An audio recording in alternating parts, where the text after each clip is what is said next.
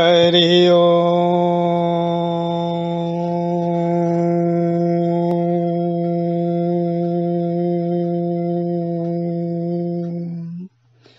बोलिए श्री सद्गुरु भगवान की जय। बोलिए श्री गणपति महाराज की जय। बोलिए श्री गौरी शंकर भगवान की जय।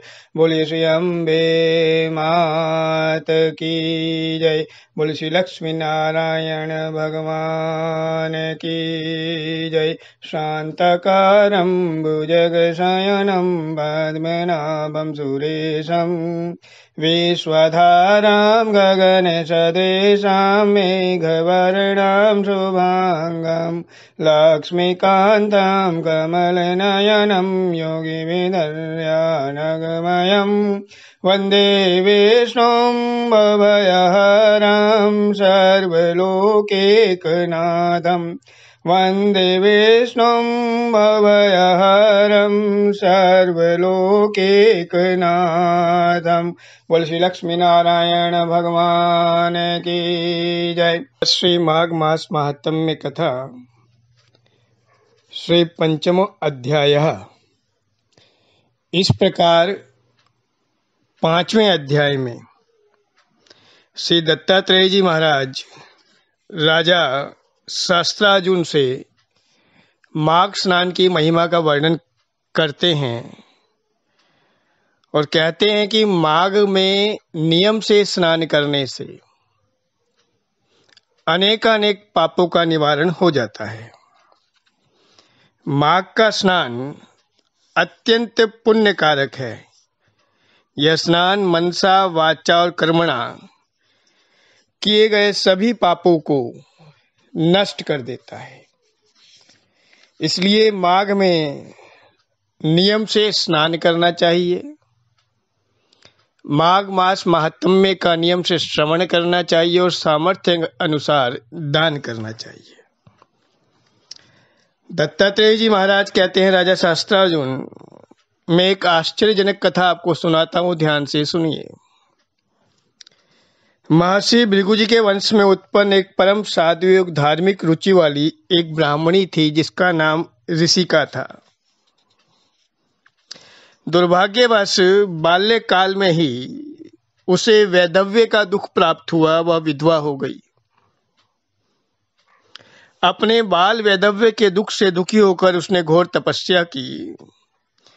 श्री विंध्याचल क्षेत्र में रेवा और कपिला नदी के संगम पर श्री अमरकंटक तीर्थ में जाकर ऋषिका ने घोर तप किया। सदाचार का पालन करती हुई भगवान विष्णु की भक्ति में लीन होकर उग्र तप वह करने लगी। ऋषिका का स्वभाव सुशील और धर्मपरायण था। अपनी स्थिति अनुसार दान भी करती थी। प्रतिदिन हवन पूजन दान के पश्चात वह ब्राह्मणों को भोग अर्पित करने के बाद भोजन करती थी। श्री नर्मदा जी के किनारे अनेकानेक व्रतों का उसने विधि पूर्वक पालन किया। इस प्रकार उसने 60 मास अर्थात 5 वर्ष तक नियम का पालन करते हुए स्नान किया। कठोर व्रतों तप से ऋषिका की काया अत्यंत जर्जर हो गई तथा आयु भोग पूरा कर वह उसी तीर्थ में मृत्यु को प्राप्त हुई। लेकिन माघ स्नान के पुण्य के प्रभाव से और अपने नियम के प्रभाव से वो हजारों वर्ष तक श्री विष्णुलोक में उसने निवास किया, दिव्य सुख प्राप्त किया। उसके पश्चात वह ब्रह्मलोक में तिलोत्मा नाम से अवतीर्ण हुई और एक अत्यंत सुंदर अप्सरा के रूप में विख्यात हुई। तिलोत्मा संपूर्ण अप्सराओं में श्रेष्ठ थी। एक दिन ब्रह्मा जी ने तिलोत्मा से कहा कि हे पुत्री, संसार को अपने अत्याचारों से घोर दुखी करने वाले सुंद और उपसुंद नामक महाबली दुष्ट दैत्य पृथ्वी पर विचरण कर रहे हैं। तुम पृथ्वी पर जाओ, उन दोनों भाइयों सुंद और उपसुंद का उद्धार करके उनका नाश करके संसार में अहिंसा, अभय, ईश्वर भक्ति तथा धर्म की स्थापना करो। अब ब्रह्मा जी की प्रेरणा पाकर देवी तिलोत्तमा हाथ में वीणा धारण करके आकाश मार्ग से पृथ्वी पर आई और उस स्थान पर गई जहां सुंद और उपसुंद नामक दुष्ट अत्याचारी देव शत्रु दैत्य उपस्थित थे। वहां पर तिलोत्तमा ने एक वृक्ष के नीचे वीणा बजाना प्रारंभ किया।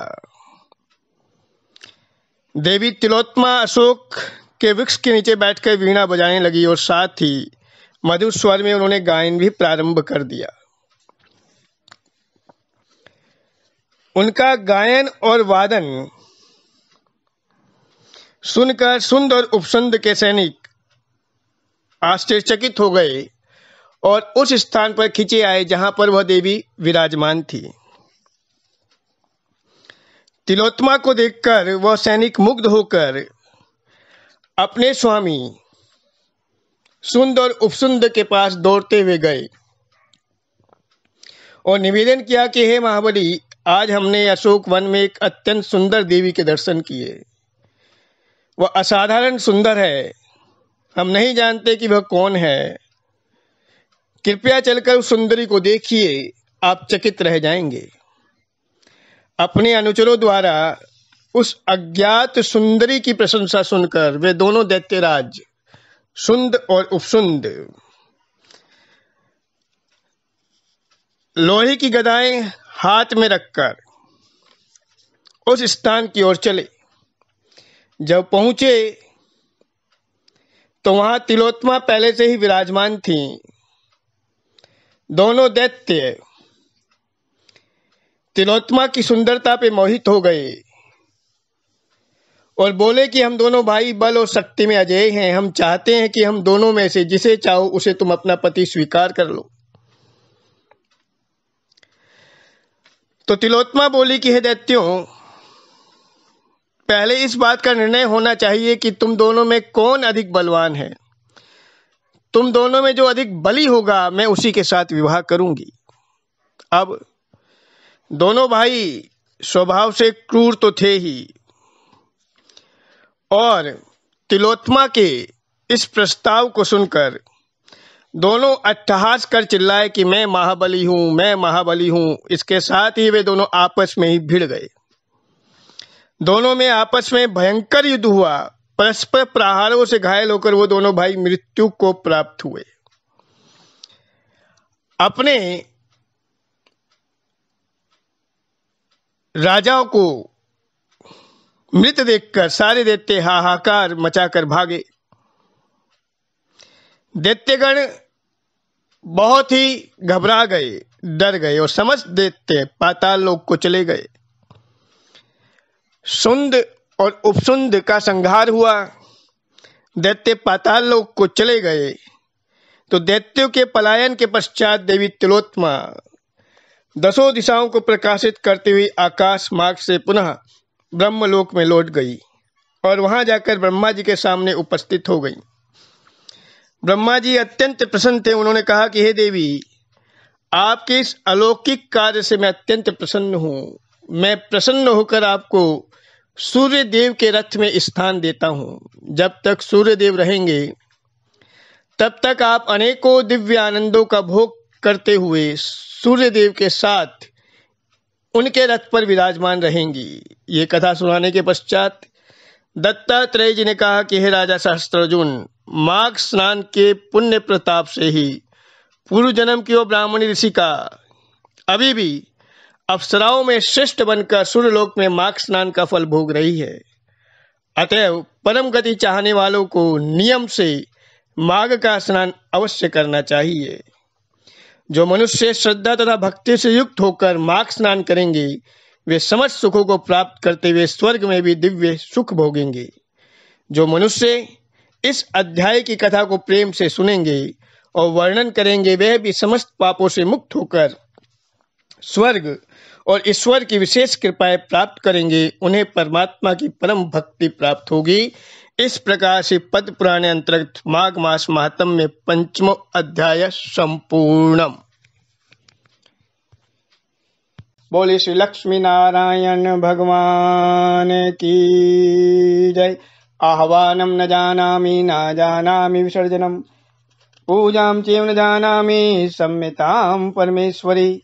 मंत्रहीनं क्रियाहीनं भक्तिहीनं सुरेश्वरी, यत्पूजितं मया देवी परिपूर्णं तदस्तु मे, परिपूर्णं तदस्तु मे, परिपूर्णं तदस्तु मे। जय जय श्री राधे, जय जय श्री राधे, जय जय श्री राधे श्याम। बोले जुगल जोड़ी सरकार की जय।